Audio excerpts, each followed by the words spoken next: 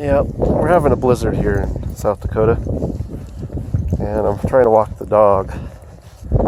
Hold on, Luke. Hey, Luke. Yep, there you go, untangled. Yep, it's a pretty good one, I'd say.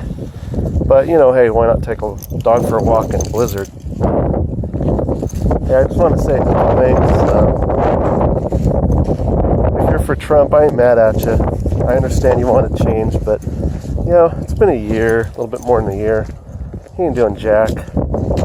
He's a fraud, as I said he was. And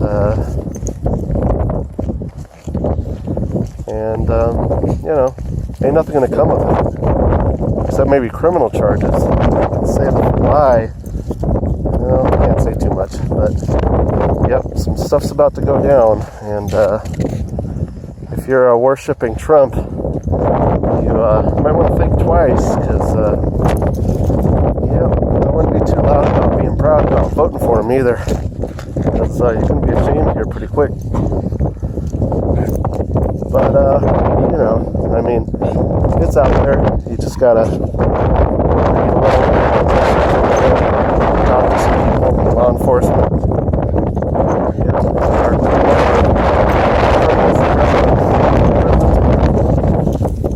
Whew, man, there's a lot of look at this guy.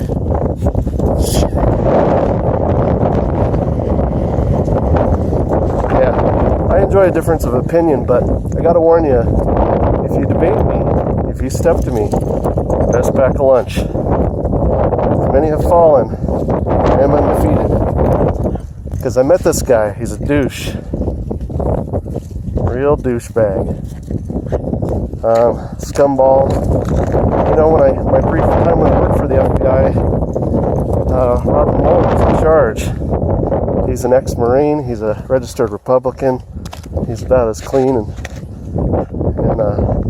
good as it come. He shut down the Gambino family. He shut down the Gotti family. He shut down Enron. And he'll shut down Mr. Trump. Mark my words. It ain't over. It's kind of cute. The Trump tweets this weekend. It's so funny. He thinks he's innocent. He has no idea what's about to come down on him. It's going to be... It's cute. Cute tweets there, Mr. Trump. Awesome. Clueless. Anyways, stay the resistance is strong.